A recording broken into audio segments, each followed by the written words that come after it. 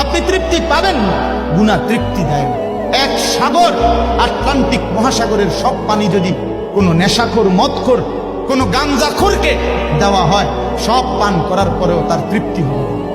কিন্তু এক গ্লাস পবিত্র পানি পান করে তৃপ্ত হয়ে যায় হেলাল।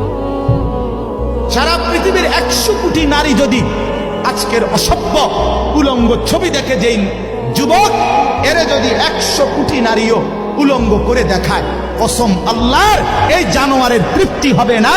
কিন্তু একজন পুরুষ 70 বছর 90 বছর একজন হালাল স্ত্রী দিয়া তার জিন্দিগি কাটায় ফেলে। হালাল তৃপ্তি দেয়, হারাম কি দেয় না? আল্লাহ আমাদেরকে বুঝতাম। অতএব আখিরাতকে বাদ না দাও। যুবক বন্ধু তুমিও না, বুড়া বাপ আপনিও না, পর্দার আড়ালের মা বোন আপনারাও না।